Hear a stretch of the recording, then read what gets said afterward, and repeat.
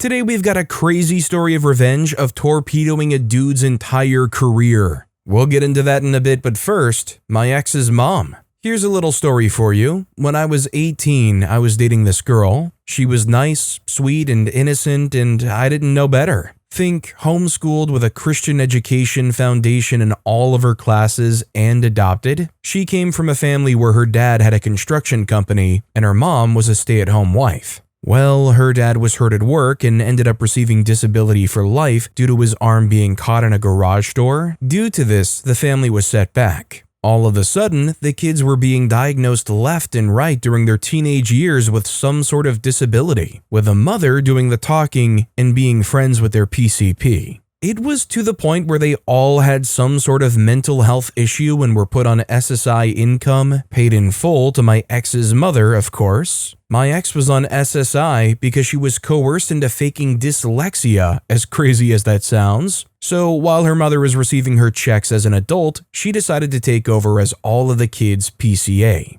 Caregiver. She would collect money at a wage of $16 an hour for each child. There were 4 of them at $64 an hour. My ex confirmed this by showing me a picture of the pay statement, knowing that it was wrong, all while not spending a moment of her time with them and living her own luxury lifestyle. I'd been dating one daughter who had nothing wrong mentally and had admitted to helping her mom manipulate the system. Her mom started blaming me, blaming my faith because it was a different Christian denomination from their faith, and saying that I was only interested in my ex's SSI payments, which I was interested in ending completely because I made enough, and she was very capable of working any job. Her father was threatening to physically harm me at that time. My ex was being torn in two, and I wasn't going to force her to pick me over her family. She broke up with me. I was very unhappy at that time. I was trying to move forward in life and got accepted into a nicer apartment. There was only one problem. I was about $300 short of meeting the security deposit requirement. I had a brilliant revelation. I swiftly logged into my Ticketmaster account. The tickets I paid for were still there, and the concert was in 2 weeks. I scanned over the screen and found the sell option. You better believe that I sold those tickets and immediately got that apartment locked down. This was 7 months after giving them the tickets. 2 weeks later, my phone blows up from my ex's whole family telling me what a piece of crap I am. I sat back and looked, and a sick grin came over my face. My ex reached out saying that I made her parents so mad. They drove for 3 hours just to be turned away at the gate. They tried to find someone scalping or reselling concert tickets, but the show was completely sold out and they had no luck. Moral of the story? Don't be a piece of crap to others, or you may receive the same in return. I don't regret doing that one single bit. To be honest, I don't know why, but I kind of want to know what concert it actually was. Could you imagine if it was like a T-Swizzle concert or whatever? If it was something like that, OP definitely could have made sure that they secured that apartment deposit with the way those tickets sell. Jenny Flower 17 commented on the post, "That's cool, but why would you not report them for fraud?" OP replied, "I was 19, had never dealt with any kind of SSI in my life, and didn't even know where to begin on that." Also, hi, I'm Steven, and if you guys enjoy crazy stories of revenge, it would be amazing if you left a like or left a review if you're listening to my podcast. Our next story is framed and fired while the boss was away. I took him down with me. Many years ago, I worked at, let's say, Mexican Subway. I was in high school and really enjoyed working there with some of my friends. One girl I'd known since 3rd grade. We had a kitchen manager we'll call Judd. Judd was an absolute creep show of a 27-year-old guy. He drove a loud car, thought shouting in your face made him cool, and bragged often about his 2 girlfriends, one 18, one 35. This wasn't all to know about Judd. One day after work, my friend and another girl from work were complaining about Judd. I listened in horror as I found out about Judd's other hobby, frequent attempted SA of the girls at work. From grabs and rubs to inappropriate questions, he did it all. The worst move he pulled was following a girl into the walk-in fridge, turning out the light, and blocking the door while suggesting they engage in physical acts. I felt sick. I had no idea this was going on. I knew he was deplorable and gross, not that bad. Now, for a quick aside, I've never been a particularly fit gentleman, and I've never liked to let people know too much about myself if I didn't like them. So, Judd didn't know that I was a purple belt and assistant instructor in a weird hybrid martial arts class a friend taught that he said was a mix of jujitsu and Hawaiian bone crushing. No idea how real that second one is, but needless to say, I wasn't too keen to sit back and let Judd keep creeping. One day, I saw one of my friends going into the fridge, and right behind her was Judd. I dropped what I was doing and went to the fridge. Inside, my friend had her back to the wall as Judd stood by the door, lights on this time. I told my friend to leave the fridge, which she did in a hurry. Just me and Judd now. I walked up and got right in his face. He began to explain what I'd walked in on. I cut him off. If I ever hear you saying disgusting crap to a girl ever again, I will beat the freak out of you. He again started to talk, got a mad face, but I shouted, "Do you understand me, Judd? I hear anything at all about you again, and I will hurt you. Then I'll report you to the police. Trust me." Then I left and turned the lights off on the way out. A few days later, I get a call on my day off, a coworker asking where I am. Turns out, Judd changed the schedule the night before and forgot to tell me. The next day, it happened again. My 1 p.m. shift suddenly was opening and I was late again. This happened a third time and I was fired by a visiting regional manager while our GM was gone on a TV show. It was obvious what happened and I wasn't going to take it lying down. Now, this was the mid-2000s and online ordering was literally brand new. That meant websites were not very secure, and I knew both the busiest times of day and the items we ran out of the most that took forever to remake. Every day for a week after I was fired, I would go to their website on my grandma's computer, make a fake name or three, and order hundreds of dollars of very complicated burritos, everything with extra sour cream and guacamole,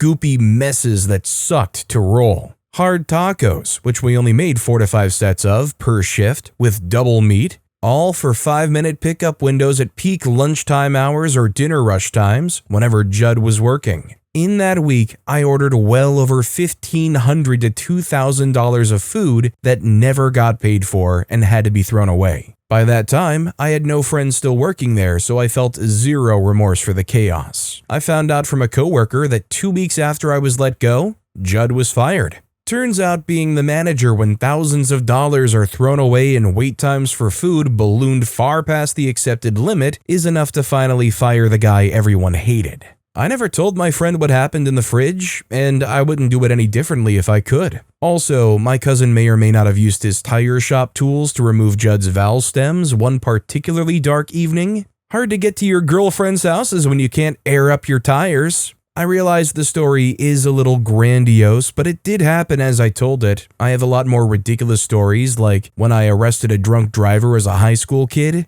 Twice. If people are interested, I'll find somewhere applicable to post more experiences. Thanks for reading my rambling. Bye for now. Now, unfortunately, this post is pretty new, so OP hasn't gotten any of those other stories out yet, so we'll just have to keep our eyes open for those. That said, kudos to OP for being willing to employ their jujitsu and Hawaiian bone crushing skills to protect their coworkers. That said, I did just Google Hawaiian bone crushing, and nothing with that exact name pops up, but there is something called kapu kuialoa, which apparently is an ancient Hawaiian martial art based on bone breaking. So I think we maybe answered that mystery. Miss Shiva commented on the post, while Judd was getting drunk, you studied the blade? OP responded, with my fedora tilted just right, you got it. My floor-length duster jacket flapping in the breeze. Exiled Canuck replied, FYI, for anyone wondering, those tire shop tool is just a valve stem tool and can be bought at most auto parts stores for a couple of bucks. Got one years ago to deal with ignorant people I found on the road, but could never bring myself to actually use it after I got it. Bonus tip, if you unscrew the valve stem just a little bit, it doesn't make hardly any noise and causes a hard to find slow leak. So after they're air up, it'll leak again. And since most people have only one spare, if you do a couple of tires, it's an extra inconvenience. Of course, this is rhetorical only, and I don't condone using said tool for vigilante justice. Our next story is, please message me in the group chat. Alright, but you won't like it. I have a coworker I don't get along with. I tried being friendly with him when I first started, but he listened to a coworker who worked in my unit, and she only ever spoke badly about me. She later admitted it's because she has a hard time making friends, is shy, and sometimes being a little bit mean helps her open up. Anyway, this coworker guy is only ever nice and helpful to the girls. For the longest time, I was the only guy in my unit. That meant that if he had info he needed to share to me, he would take it to my boss. If he had info to share to anyone else in my unit, he would come bearing gifts, usually Mexican or Japanese snacks. He prefers his private messages to be only from the girls in the office. Recently, he directly told me to only message him in the group chat. If it hadn't been for the way he told me, I would have been okay. There are managers in the group chat, timestamps, etc.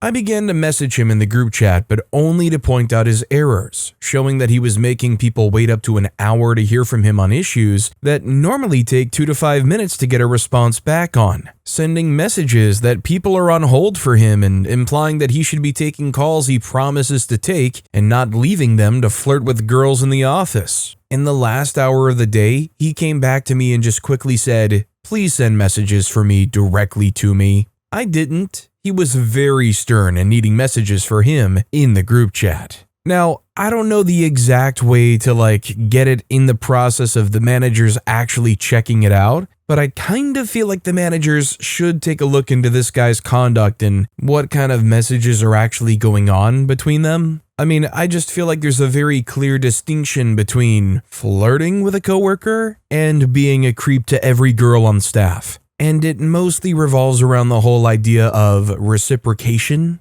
Southstyle134 commented on the post, "I'd love for a higher up to scroll through those private messages only from girls." OP responded, "Me too. What sucks in a way though is I just learned he is our union rep." Our next story is, my girlfriend and I went to a church barbecue to flex on my ex. My 42-year-old male, ex-wife, 44-year-old female, and I were married for almost 20 years. Over that time, she had 4 affairs of varying degrees, including a sexual relationship with a very close friend of mine from our church. I tried to make it work, and after the last emotional affair, I couldn't do it anymore. I filed for divorce just over 2 years ago. We are still going through the divorce, and she's been high conflict the whole time. She's painted herself as a victim, and I go to a new church but still have some friends of my old one. I attended there for over 30 years. My revenge. My girlfriend and I have been dating since January. She's aware of my situation, and we're having fun. I have older kids and she has younger kids. For Labor Day, we both had the day off and wanted to do something fun. I mentioned that my old church does a picnic every year at a park. There are games and activities for the kids and a big potluck barbecue. I told her my ex will likely be there, but it's a big event and we could keep to ourselves. I'd also be able to introduce my girlfriend to friends from my old church. My girlfriend made sure she was extra cute. We had matching socks and I wore a shirt that said, "Built for Conflict" on the back. We got to the barbecue, my girlfriend made a dessert to share, and I was grilling. My ex saw us and looked beside herself. She eventually came over and tapped my girlfriend on the shoulder and said, "I'm X's name, I'm OP's wife." My girlfriend said, "Nice to meet you," and held out her hand to shake my ex's. My ex then said, "It's awkward for you to be here, and I hope you feel that way." My girlfriend responded, "Okay," and my ex walked off. Later, my ex approached me and said, "This isn't your church anymore, I think you should leave." I said, "Not gonna happen," and kept walking. She went back to her friends, my old friends, and was just distraught. She eventually asked the pastor to ask me to leave. He's my best friend and was the best man at my wedding. He came and talked to me so he could tell her he did. I told him she needed to grow up and I wasn't leaving. He went back to my ex and she was unhinged, trying to say we had to leave. She tried to make it some spiritual thing. Eventually, she gave up and went to the friend she had an affair with and his wife to be comforted. They are still friends. I didn't get it. My girlfriend and I just watched and laughed. My ex has been terrible this whole time and whatever control or narrative she thought she had was destroyed. Everyone watched as she just acted like a jerk and we smiled and waved. In the end, the kids had fun, we got to catch up with old friends, and my ex-wife got put in her place. It was a good day. Side note, my girlfriend is stunning and several people just stopped with a dumbfounded look on their face when they saw her. Was such a flex to people who want to see me fail. A what? Oh, am I supposed to make a comment now? Sorry, I was apparently joining everybody else and looking at how amazingly beautiful OP's girlfriend is now. OP just casually turning up to their old church's potluck with Helen of Troy. Sid Manley commented, her pants came off with another married guy, yet she is the victim? Wow. OP responded, it's actually insane. Our old friend group is aware of the affair and they would rather keep the status quo than deal with reality. My ex told the pastor, my friend, I should leave because I was in sin. Since we aren't legally divorced yet, she says I'm committing adultery. You can't make this stuff up.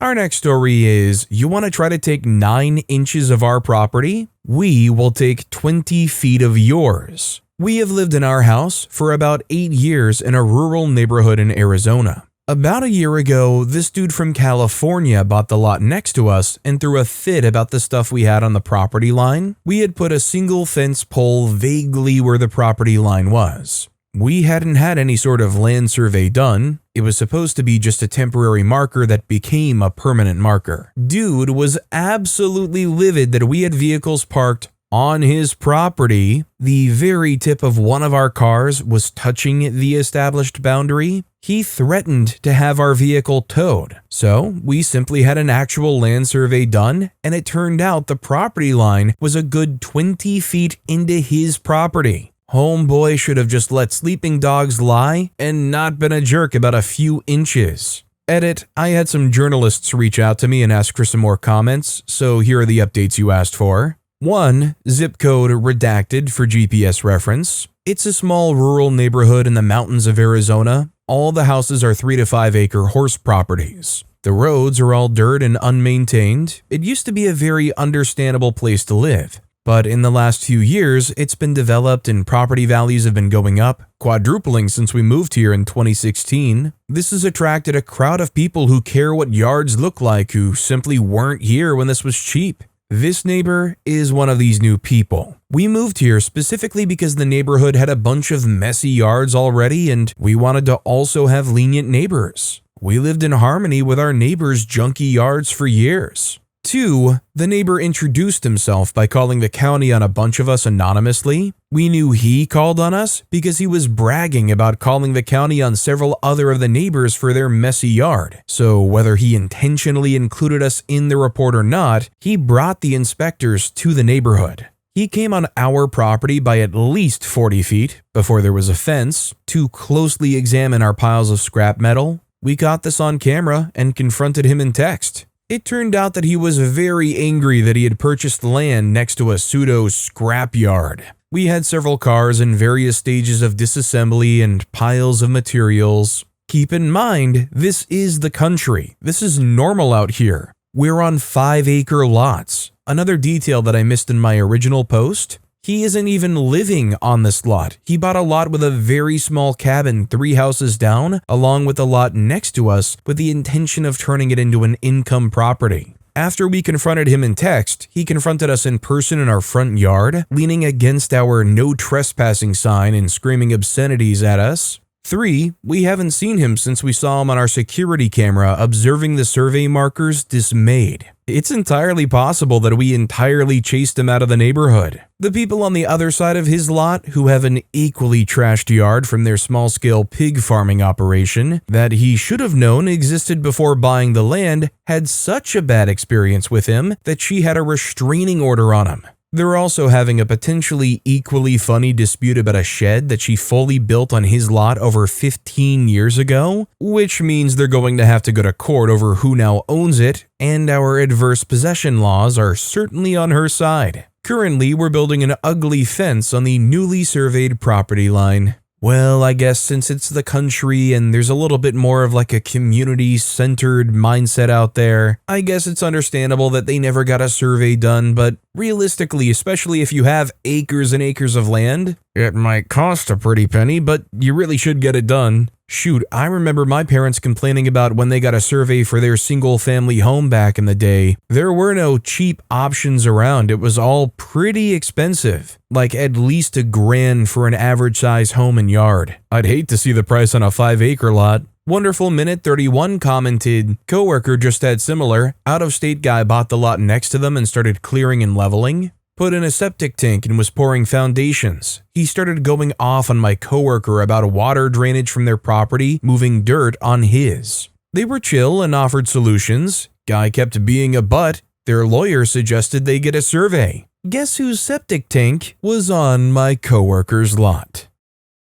Our next story is, I torpedoed a dude's entire career because he was a bully. So to preface, I know I'm something of a nepo baby, but it is what it is. My mom is incredibly successful in a very niche but very lucrative field of business. This allowed my dad to be a stay-at-home dad, and for me and my siblings to get a good education. When I graduated from college, I decided to go into the same field as my mom. While I love her and our relationship is good, I very much did not want to be only viewed as her kid or receive special treatment due to how well regarded she is. So I use my dad's surname and generally keep who my mom is to myself. I also avoided coming to work for her. In my field and country, it's generally accepted that people are hired for a trial period, at the end of which either the employee or employer can cut ties with no fines or compensation required. So anyway, I went to work at one company. Again, I'll remind you, very niche market, very few employment opportunities. I went in for my trial period and everyone seemed pretty happy with me. I put out some fires and one superior describes me as a workhorse because I'm the first to the office, last out the door. It goes pretty well, except for one colleague in my team. This dude is a huge jerk. I'm a bit of a people pleaser and try to be on good terms with everyone, but Jerk will have none of it. Dude is incredibly rude. He keeps being very confrontational. Like if a colleague, not just me, was getting any sort of acknowledgement, Jerk would belittle them and their accomplishment. If someone was saying they had a rough time with something, Jerk would pop up going, "Oh yeah, I did that a while back. It was super easy." Whenever someone tried talking about future plans with me, Jerk would go, "Oh yeah, we'll see about that." He also apparently says some very unkind things about my appearance and masculinity, but those at least he had the decency to say behind my back, I suppose, and I only learned about them later. Like, dude was incredibly mean for apparently no reason except trying to make himself look better by making everyone else look worse. This one thing wasn't true to me specifically because I'm male, but his meanness seemed to apply especially to women. A few comments were about how working in this field isn't for moms, and they should be raising kids or whatever, and some other very bad stuff.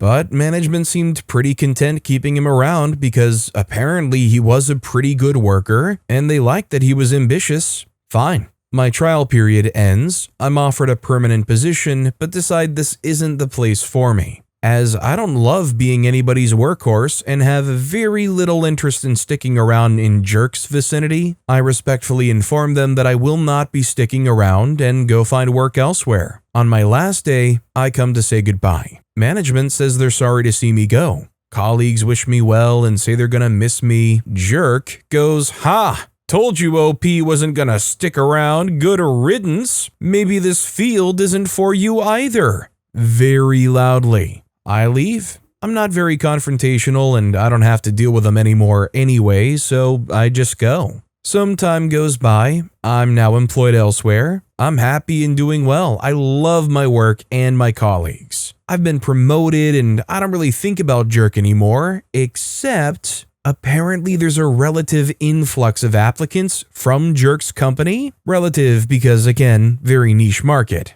Whatever. My boss knows I did a trial period over there, so whenever an applicant comes up, he asks me about my experience with them. There are very few people I dislike, so when asked, I usually give my honest opinion, which is usually very positive. But guess whose application we suddenly receive? It's Jerk. My boss asks for my opinion, and I say, "Look, I have personal feelings about this person, and I can't be objective. Boss, knowing just how positive I usually am about basically everyone, asks me what's up, and eventually I tell him. I tell him everything. Jerk, obviously, doesn't get hired. I assume that's the end of that. Few days later, we have family dinner.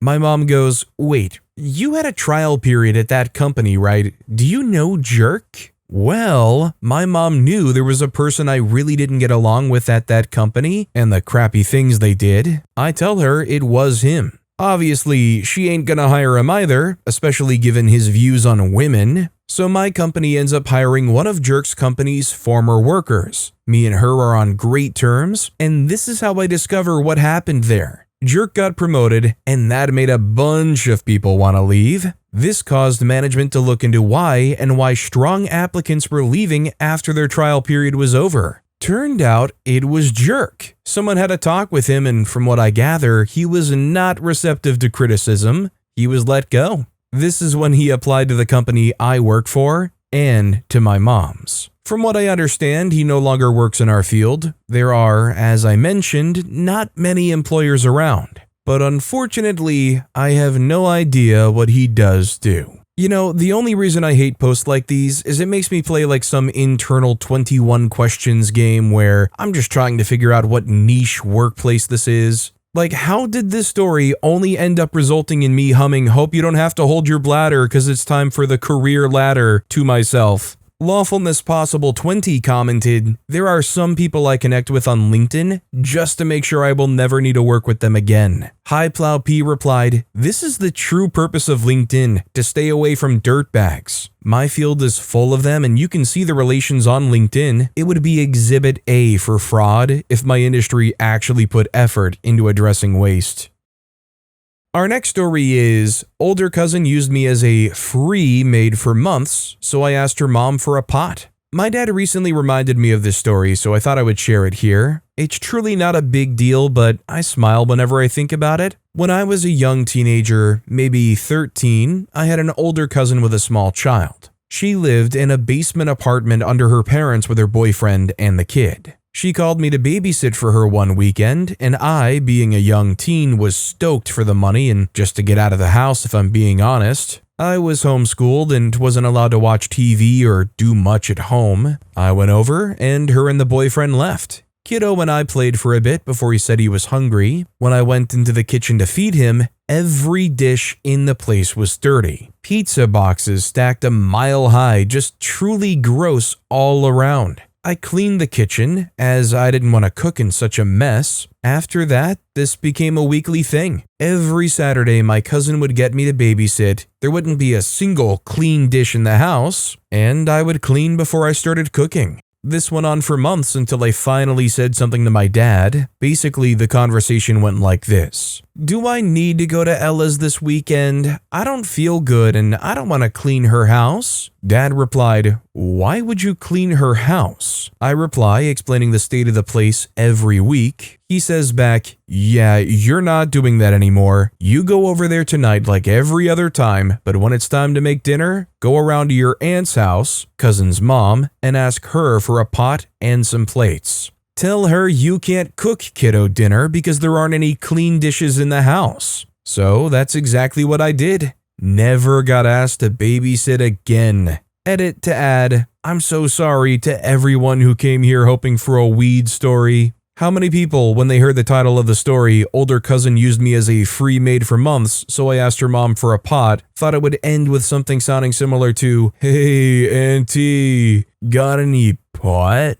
I mean, I didn't think it would go that way, but I could see how you could make that mistake, especially if you have an affinity to some things like that. Malibu Cat 48 commented on the post, "Your cousin lived in her parents' basement and they didn't know it was filthy and a health hazard to their grandchild? I understand giving their daughter privacy, but never going downstairs to see how she lived and having their 13-year-old niece report it to her dad seems strange." OP responded to the comment saying, "I can't really speak to that because I wasn't really looped into everything as a kid, and I had a pretty sheltered view of things. I do remember that the kitchen was its own room with a door, and the rest of the house wasn't super bad, so I assume she just kept the door to it closed most of the time. Green Nail Polish replied, "My parents got pregnant with me right out of high school, and my grandparents turned their basement into its own separate apartment complete with its own entrance. They basically never saw anything but the living room until we moved out, and my grandmother acted shocked by the mess left behind, despite 16-year-old me regularly complaining about the fact that I was expected to do all the cleaning." But with that being said, that's all the time we have for today. Now, if you want to hear another absolutely crazy revenge story, check out that video on the left. Or if you missed my latest video, check out that video on the right. That said, I'll see you all next time with some more stories.